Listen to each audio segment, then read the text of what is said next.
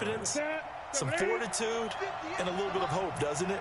You hope you catch the defense just right and break off a big run to help yourself out on the next down. 3rd and short, McKinnon. Oh, good footwork on the spin. A great effort there to shed the contact, and it helps him pick up the first. It goes as a gain of 8, and it moves the chains.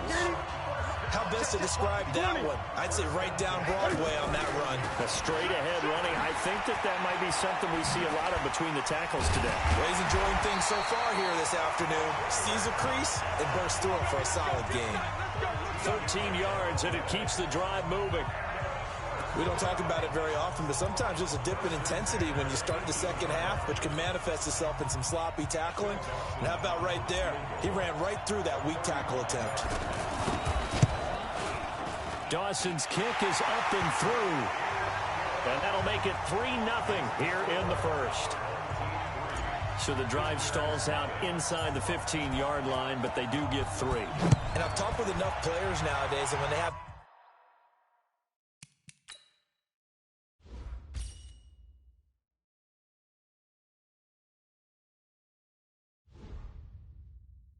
these types of kicks, then no one says to their guy, hey, that's just like making an extra point, piece of cake.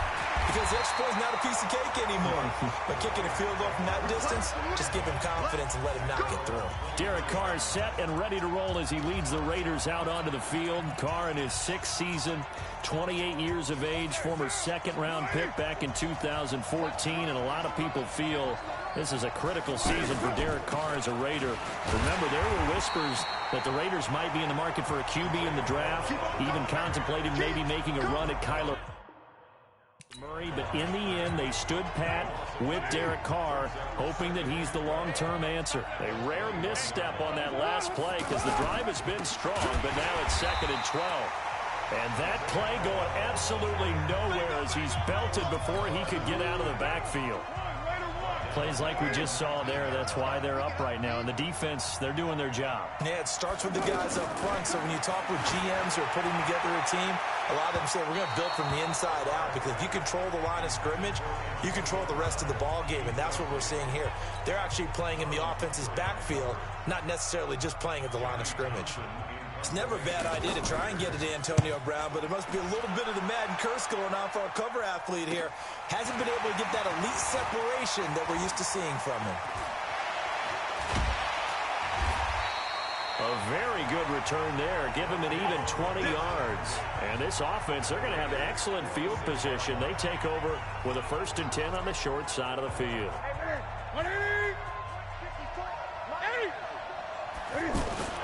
On 1st down, McKinnon. And he's going to get this inside the 30. Another big hitter there. This one good for 18. Well, they came into this game saying it was important that they set the tone and show that they can run the football. And I believe that they've done that here in the first quarter. And am I seeing this correctly? They brought out the field goal team here on 1st down.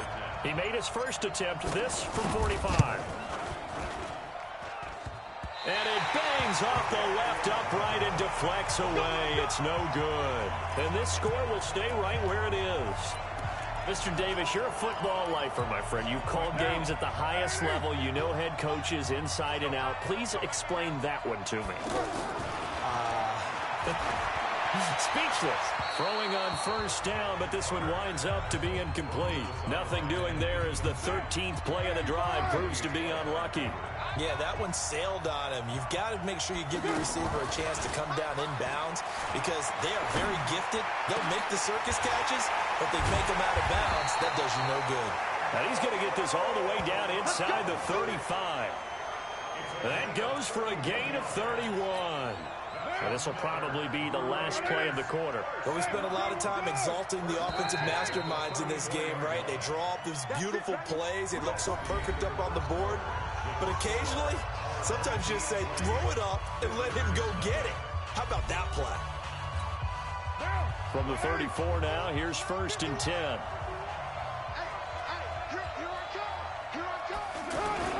Now a handoff to Crowell. And that play went nowhere.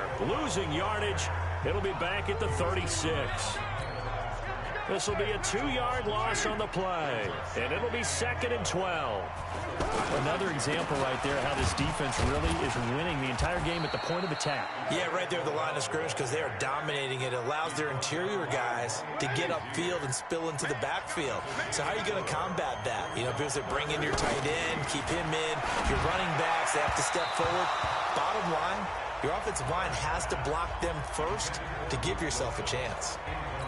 Now throwing on 3rd down there, but he cannot connect. You and I watched film yesterday, and you told me to watch his feet. For whatever reason, his footwork just looked off on that throw. And you always love it when an ex-defensive back talks quarterback mechanics, right? Well, but you're good at it. Well, I try, all right? I don't know how good I am, but it doesn't take much to tell. His mechanics are off a little bit, exactly what you described. Footwork, that led to the incompletion.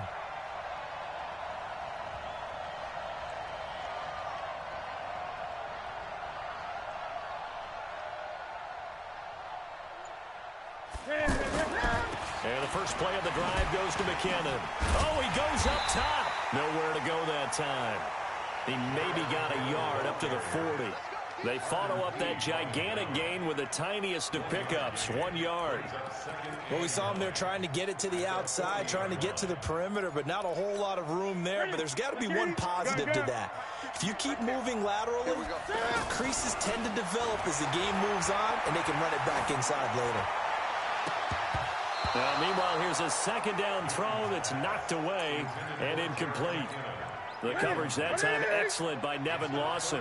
Defensively, celebration time because they finally forced an incompletion. He was perfect throwing the ball to that point. Yeah, but from his viewpoint, they didn't force the incompletion. He just missed. That's how hot he is right now, and that's how he wants to continue to throw the ball. No gain at all on the play there, and that brings up 4th. They dialed up the blitz on 3rd down, and your worry as a defense that they can hit you with a big play in that situation. Instead, the blitz pays off, able to rally to the football and make the play. Coming up to the line, and they will need to run another play here before the 2-minute warning. To throw is Newton. And Ginn's got it. And now running right through it. And able to rip off a big chunk of yardage before being dropped inside the 40. So not only do they convert on 4th, but they pick up 22 yards in the process. This offense finding its legs now. Here's another 1st and 10. And he works it past the 30, almost to the 25. Another strong gain on the last 2 plays. They've moved it a combined 33 yards. And that was a nice, strong run by the guy they call the field general.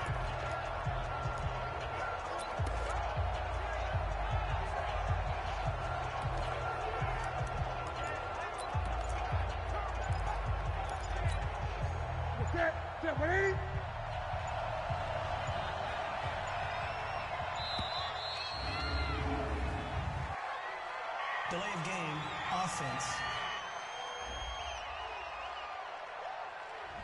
He didn't even try to signal for a timeout, so they must have not been aware of the numbers. I think he lost track of the time left in the play clock and probably was trying to read the defense and trying to figure out which play to run and just lost track, and it cost him. And a strange one here, a little befuddled. They're sending out the field goal unit now. This one from 48 yards away.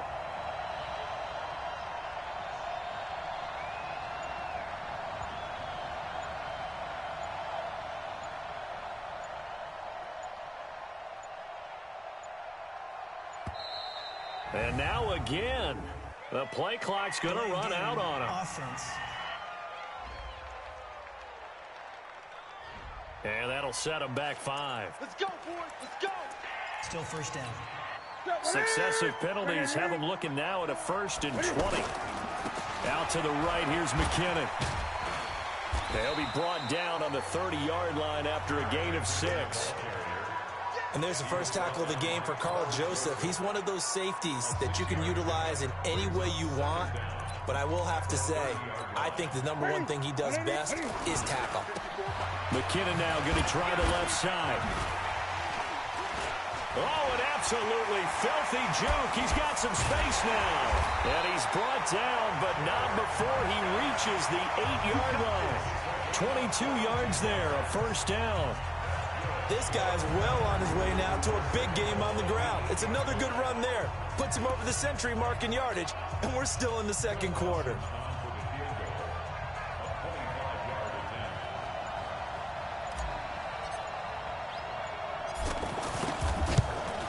And Dawson's kick is good. And they're able to double their lead just before half. It's 6-0. Still a little bit of time left here in the second quarter, but they do get 3.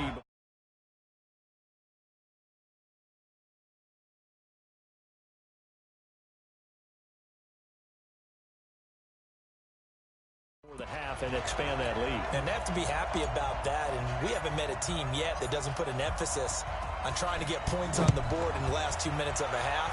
They'll be real excited to have those up on the board. This is taken at the 3. And he'll take this across the 25.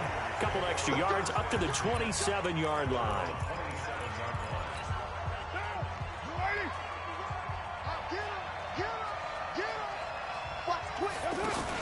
A first down carry now for Crowell. And he'll just burrow his way back to the line of scrimmage, and that's about it.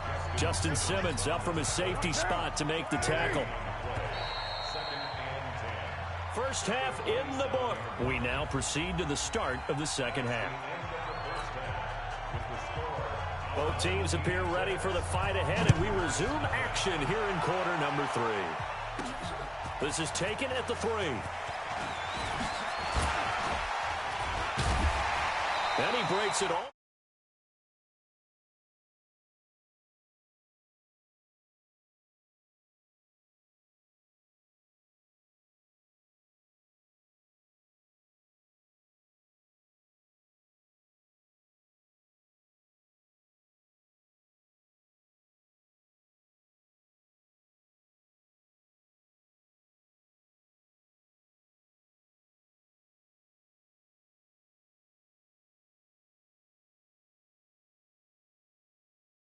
Way out to the 38-yard line. Great return.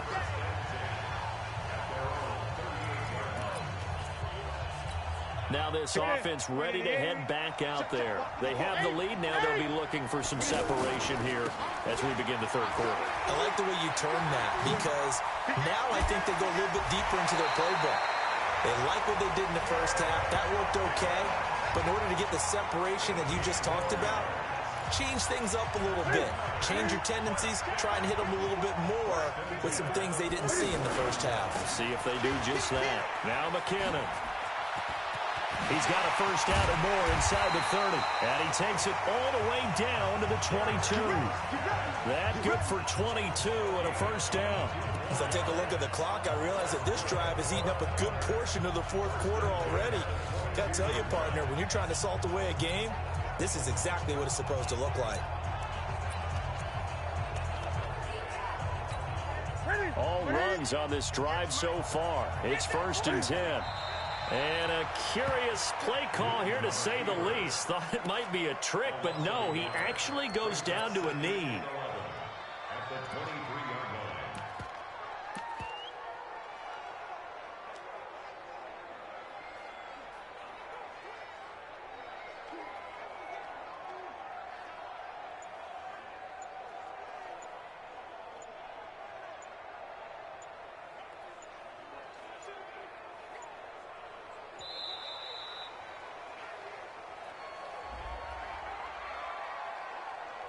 So that'll back him up 5. And now it's 2nd down, but here's the field goal team out onto the field. From the right hash, this from 45 yards away. And Dawson missed it. He missed it. No good. Wide to the right, and this score will stay right where it is. Well, close game, second half. You obviously hate to leave 3 out on the field. Especially in a game like this when you know points are hard to come by. That was one of their best opportunities so far, and they come away with nothing. Now here's a pass on first down that's knocked away and incomplete. Antonio Brown, the intended receiver, but it'll be 2nd down. We've seen these defenses make enough opportunistic plays to keep this one low scoring. Flying around, making plays on the ball, and we see yet another errant throw as a result. Carr finds Williams, and they bring him to the ground just shy of midfield. Give them 14 on that one and a first down. I don't know what they talked about at halftime. Whatever it was, it worked. They look like a different team here in the third quarter. Yeah, I doubt that there are very many trash cans that got kicked over, that type of a speech. I think what they did was they analyzed what worked in the first half, what didn't, and figured out a better game plan. And they're going to get him behind the line yet again as his nightmare afternoon continues. Perfectly designed blitz right there. They took that one from the grease board to the field because they were able to free up their linebacker to get into the backfield and spill the play. 4 yards on the completion, and it sets up a third down. I know many people like to throw to the tight end, maybe in a little flexed out position because he creates mismatches with his size. But slot receivers do the same thing with their quickness, their speed, and their route running savvy. He's airing it out for Williams. And I think that one might have been intercepted, but he will be ruled out of bounds. So this will go only as incomplete. Well, that certainly looked like something that they discussed all week in practice getting ready for this one. Take the big shot right out of the gate. At worst, you'll open up the defense a little bit, loosen them up, have them back on their heels.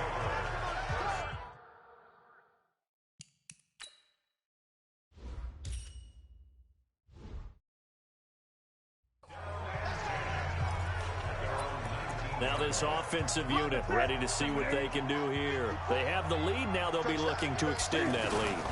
And this is where I enjoy talking about one of my favorite subjects, tendency breakers, or counters as I also like to call them. You've done things in a certain way in the first half, and they've had an ability to see what you've done. They're going to make their adjustments. So guess what? You adjust yourself and try and stay ahead of the pace because you are looking for some separation in this ball game. The adjustment to the adjustment. Without a doubt. Show them one thing, hit them with something else. McKinnon. And able to break one tackle, but then quickly brought down. Carl Joseph up from his safety spot to make the play. They're trying to show that they can run the ball, protect this lead. Give it to the backs, play a little bit of keep away, don't you think? And that's probably a good philosophy at this point, going to make that defense stand up and stop it. And he'll get up near the 45. They'll spot it at the 44. And now before this first down play, we're going to get a timeout here. It's just their first, so 2 remaining as they burn one here in this third quarter. He finds McKinnon complete. Inside the 35.